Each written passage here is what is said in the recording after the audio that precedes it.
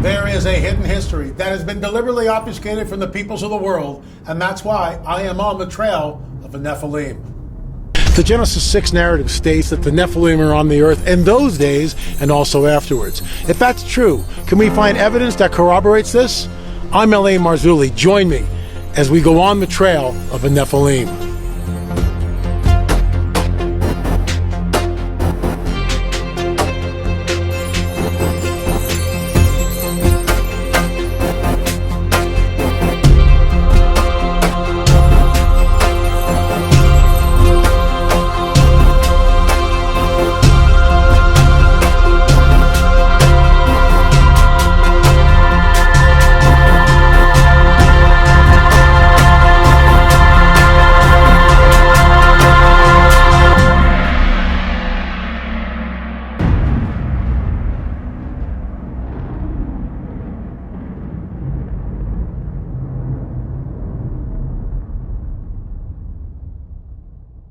I'm going to digress just a little bit, but not really, from what the show that was scheduled to come on this week because of a recent archaeological dig and discovery that happened in Israel. And I interviewed Aaron Lipkin. It's a 21-minute interview. I think you'll find it absolutely fascinating. Why am I doing this? Because this proves my point. The Nephilim were on the earth in those days, the days of Noah, and also afterwards, when the sons of God saw the women, the beautiful women, and took wives. That's plural. That's why we wrote the book Countermove. It's that important to understand that this is ongoing. It hails back to our very first episode here on the PTL Network. It's all about the seed, as Gary Stearman would say. Genesis 3:15, the seed of the dragon will be at enmity, at war with the seed, the offspring of the woman. It's right there. Most people never spend a minute in Genesis 3:15. They just turn the page. It sets up the rest of the biblical narrative. So when we get archaeological discoveries, like the one which I'm going to talk about in a few minutes here, and that you'll see that interview with Aaron Lipkin, it's astounding because it's in my wheelhouse. It's absolutely in my wheelhouse all day long. So the Nephilim were in the land. How do we know that? Because in Numbers 13:33, when Joshua sends the spies into the land, and by the way, God didn't tell them to do that. God said, just go up and take the land. So that wasn't a direct mandate from the Lord. The Lord said, go up, I'm with you, take the land. So they send the spies in, right? And the spies come back and they say, whoa, we saw the giants here. We saw the sons of Anak, the offspring of the Nephilim. We saw the Nephilim that were there. Numbers 13:33, read it for yourself. This really sets the whole thing in reverse because we know that they wandered now 40 years in the desert until that generation who had unbelief that didn't think they could take the giants, but Joshua and Caleb said, hey, we can take the giants. We can do this. The Lord is on our side. So they wander for 40 years. That generation is completely died off. New generation comes up, they go into Canaan. Think about this. When the pre-incarnate Christ, when the pre-incarnate Jesus appears to Abraham with the two angels are sent down to Sodom and Gomorrah. They destroy the city. Why is that? Nephilim stronghold, in my opinion, but I digress. But Abraham says something that's just absolutely incredible. Enigmatic to Abraham. You'll be a great nation. Sarah is going to have a child next year. Sarah laughs, the whole deal. Most of us know the story. But it's the pre-incarnate Christ. It's a theophany appearing to Abraham. Then he says something which is profound, in my opinion, that you will go down to Egypt and you'll spend 400 years there until the sin of the Amorites comes into its fullness. What does that mean? Guess what? Right over here in Joshua 9.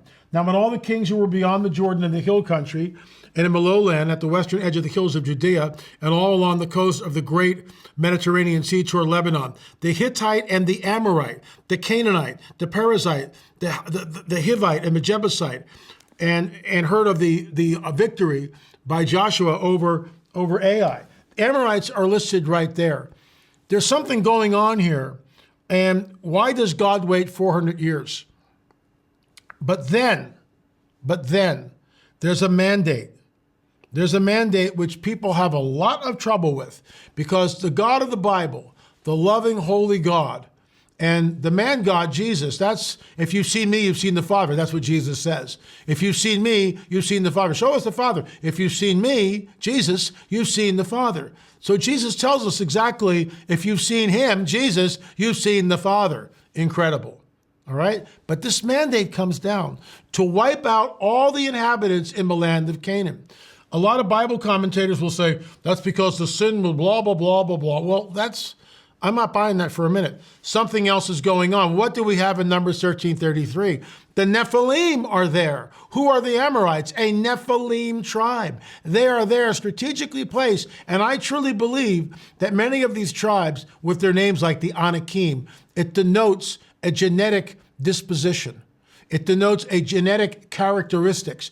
Anakim means long necks. The Zanzumim, the terrible ones. The Nephilim, the Rephaim, all these are Nephilim tribes. They're in the land. Have you had trouble when you get to Joshua and he goes in and he conquers? I had trouble 42 years ago when I first read that. I almost threw the Bible over my shoulder. I couldn't believe it because it's genocidal.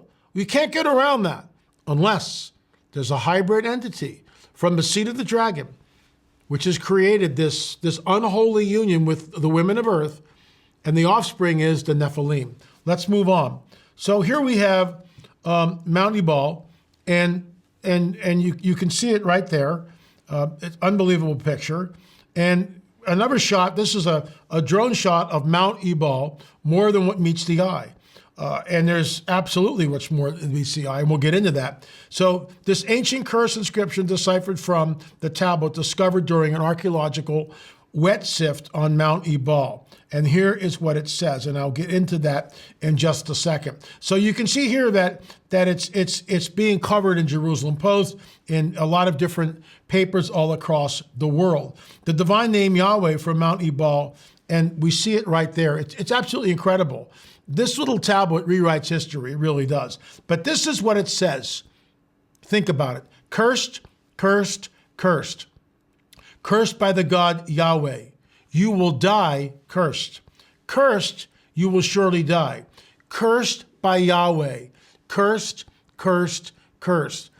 Now, there's two, as you'll hear Aaron Lipkin say, and I'm not, it's a little spoiler alert here maybe, that there's two theories. One is that this is a self-inflicting curse, which I'm not buying for a minute.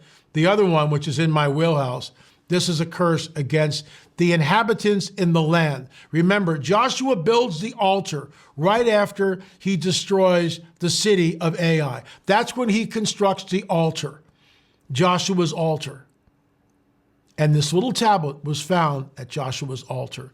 I believe this curse is against the Amorites and the other Nephilim tribes that are there. Anyway, folks, here's the interview I did with Aaron Lipkin. I think you'll find it not only informative, but it opens up the pages of our Bible and it brings it to life. This inscription of Yahweh is the oldest inscription showing the name Yahweh. It's unbelievable. Here's the clip. I am here with Aaron Lipkin from Lipkin Tours, by the way, and we did a tour with them several years ago, which was absolutely incredible. Our guide was Kuti, who was just a great guy to be with, and Aaron met us there, and the whole tour was just fantastic. And we're actually planning a tour maybe in 2023. We'll see what happens with that. But the reason why I've contacted you, Aaron, is that tablet that was deciphered. When I read that, I about fell out of my chair. Now I realize I am totally biased. And I'll admit that right off the bat. We are on the trail of the Nephilim. So when I read that, and I get it, it's not scripture. So curse, curse, curse, cursed by Yahweh, where we've got the biblical name, which is unbelievable in itself, great archaeological evidence. Curse, curse, you will die cursed, cursed, cursed, cursed. I've never read anything even remotely that's so severe, so final. And in my wheelhouse, this has to do, of course, with the Nephilim. Now, give us the context, where it was found, and let's kind of go from there. Okay, so let's first talk about the Bible. we read in Deuteronomy 11 and Deuteronomy 27 a commandment by Moses telling the Israelites that upon entrance to the land, they have to go immediately to the area of Shechem, the city of Shechem, to the mountains of Gerizim and Ibal, and do a national ceremony of blessings and curses. Basically, the Israelites are accepting on themselves a curse if they don't follow the commandments of the Lord. And then in Joshua 8, Joshua performs the ceremony just like Moses commanded him. So the site itself, the story itself is probably one of the most important ones.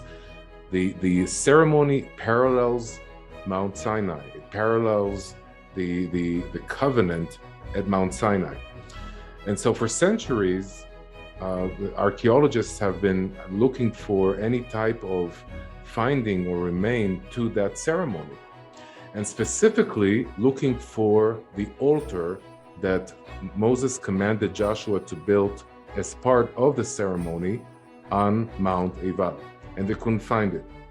In the 1980s, an atheist, non-believing socialist professor of archaeology surveys Mount Ebal, not looking for the altar, and finds it. And I'm obviously making things very, very fast, but he excavated it. It totally changed his view of the Bible, the historicity of the Bible, and he truly believed that he found the altar that is mentioned in those biblical chapters. And after 1989, the site was deserted. Israel signed the Oslo agreements with the Palestinian Authority and backed out of that area and deserted it. And so archaeologically, it wasn't researched since, and there's still much to research there. Israelis and Jews in general rarely visited the site, and unfortunately, it was vandalized. It was damaged by the Palestinians.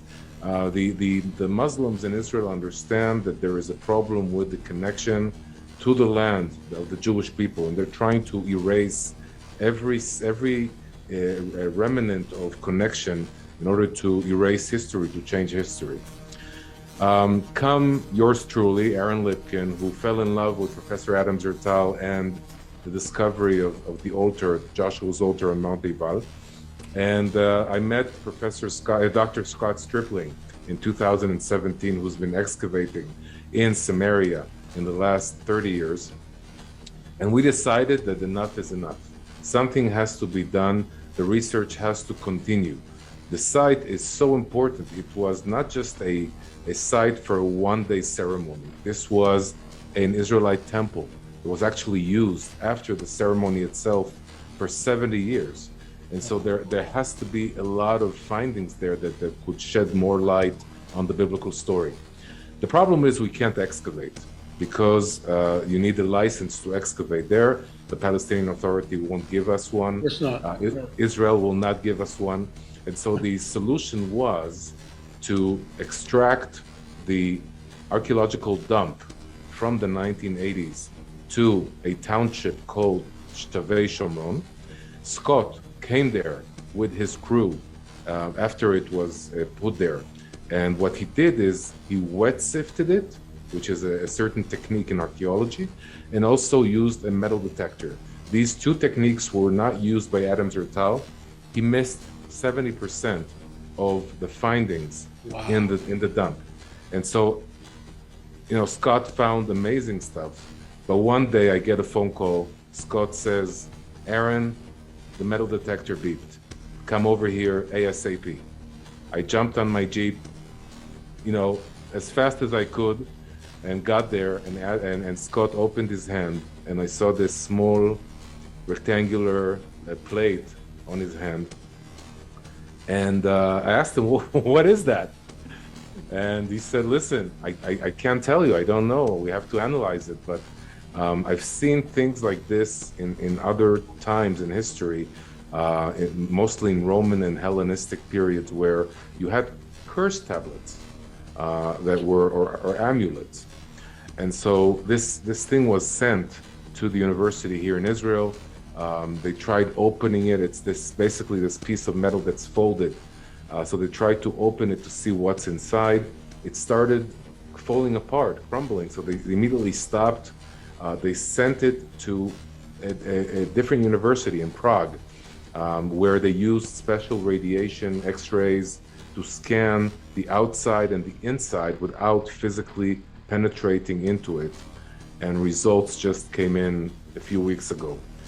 Hebrew inscriptions, ancient Hebrew, was found on the tablet in the outside and the inside. And Scott revealed this in the last press conference just a week ago. And this curse, I'm telling you, it's scary to read it in English. When I got the Hebrew, the original Hebrew, just before the press conference, it's even scarier. Let me ask you something, and I get this. I'm reading a lot into this, and I'm biased. I'm not a Hebrew scholar. Mondo Gonzalez and I, co-host of Prophecy Watchers, we've been going back and forth on it. But it's hard to say the context of when this tablet, whatever you want to call it, was actually created. We don't know. It's really difficult. But we're able to date it roughly 3,200 years ago, 3,000 years ago, something like that. So we know it's ancient. Go ahead. We know it's ancient, and we know the approximate date that it was created for two reasons. One, the metal was sent to be analyzed, and they actually found the quarries that brought that lead, that produced that lead. These are quarries that are in Greece, and they operated in the late Bronze Age. So in other words, we have a range, and the range is between the year 1500 and 1250 BC. Which is right in the midst of the conquest. Exactly. It's right in the conquest. Exactly. The conquest, also the Exodus, the wandering in the desert. And so this is one way of dating things. The second way is the actual writing, the inscription themselves. The ancient Hebrew actually changed its fonts during the ages, and so everybody knows the Phoenician fonts, which were from the year 1000, the year of King Solomon, and onwards until the destruction of the Second Temple. But in the last few years, we've been finding also the ancient Hebrew inscription that is called Proto-Canaanite. Proto-Canaanite it appears first in the Sinai, in a place called Serabit el-Khadem, and then it appears in other locations as well. Just 15 years ago, they found another ancient inscription in the Kiyafa ruins in Israel. They found the text. It's kind of like a hieroglyphic type text.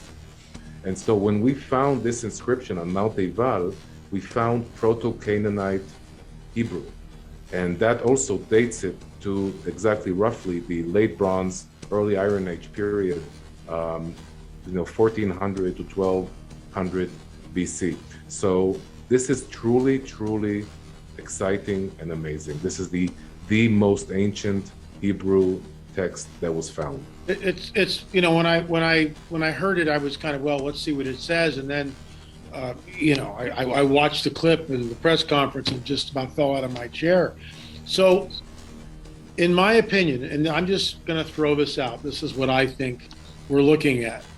First of all, the text is incredibly severe. In my opinion, it goes far beyond the normal, and I've read in Deuteronomy where it talks about, if you do this, you're cursed. If you do this, you're blessed. I get that. Nowhere does he say curse, cursed by Yahweh, you will die, cursed. I mean, it's so severe. It's so in your face. And because of the dating of the tablet, which puts it in the time of the conquest, is it possible, and this is my question for you, is it possible that Joshua has just come from slaughtering the inhabitants in Ai? And in my wheelhouse, unless it's this is the whole deal. The seed of a serpent, the seed of a dragon, the seed of the woman. So the seed of the dragon, the Nephilim are there, and people who read the scriptures and they get to this, and Joshua slaughters everybody. Well, that's genocidal. We know that. But if we factor in the Nephilim, this hybrid entity, then it's a whole different ballgame, because they're not supposed to be here. This is why it's my wheelhouse. I've dedicated my entire life. The tour that we did, on a trail of the Nephilim with L.A. Marzulli. We'll probably do that again in 2023. But and then you get to places like Gilgal Raphaim and Og or Og, King of Bashan, and all the dolmens and all. I mean, it's mind-boggling. So is it possible? And I know I'm kind of putting on the hot seat here. Is it possible that Joshua some scribe is writing this directly after the conquest at Ai, and basically that context, that tablet, is not to the people of Israel. That tablet is directly to the Nephilim that were there in Ai. That's because it comes right after that. Your thoughts? I think that this is the biggest question at the moment, because we don't know who exactly wrote that text. I mean, we know he was Israelite. We know that he believed in Yahweh, but we don't know who wrote it. We don't know who he was cursing. There are so many questions, and that's where interpretations come. That's where you have theories. And I would summarize it as the following. First of all, who wrote it? Was it a person, or was it a person representing a nation, like Joshua, like you just said? My belief is that this is definitely not a personal curse. This is not an angry wife that is trying to take revenge on her husband. This is a very sophisticated text that was written on expensive material, and more than that, it was folded.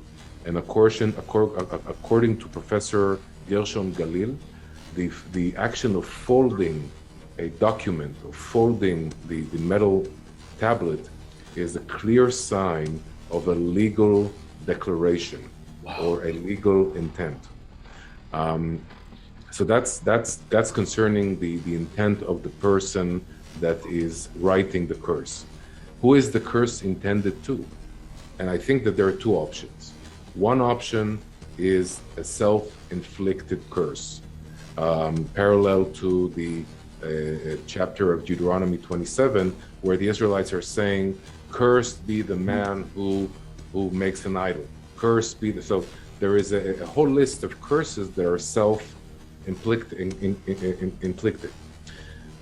That's option number one. The second option, and this is an option that I have heard from the experts that are checking it, is that this is a curse upon the Canaanite nations. There you go. Upon the people that Joshua is intending to eradicate, to conquer. And so we know that according to the Bible, the Nephilim were part of the Canaanite nations in this region, and it's very possible that this curse is being recited to ask God to help them conquer the land from the Canaanites. I mean, that's my wheelhouse, and the way you're ecstatic about it, I'm ecstatic about it, because it and we don't know yet, and I realize that, but I get excited because it just the fact that scholars are looking at this and pointing to that this curse is not towards Israel. This is to these Nephilim tribes. The Nephilim are like grasshoppers in their sight. They're there, and they're positioned there. This strategically positioned. Why there? Until the sin of the Amorites comes into its fullness. Guess what? The sin of the Amorites is definitely to the fullest, and that's when they come in. There's no grace and there's no mercy, and there never is when the Nephilim, when Yahweh deals with the Nephilim, there's never any grace and mercy, not a shred of it. The finality of it is overwhelming. It's sobering, and that's why the moment I was there when you read it, I guess a week ago now, whenever it was, and I'll be there on Sunday, by the way, absolutely.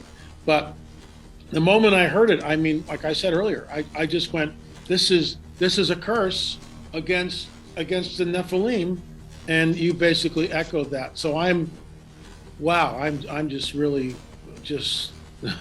almost speechless, which for me is very hard. We're not finished yet. We know for sure that there's still more Hebrew inscriptions on the tablet that weren't revealed. And this is something that we are waiting anxiously to know about. Even myself, part of the closed founders of this project, one of the people that organized it and initiated it. Even myself, I don't know what the other letters are, what the other words are, but I know that this is going to be part of the final report in about 2 months. And I also know that this is going to shed more light on the person who wrote it. That's what I know.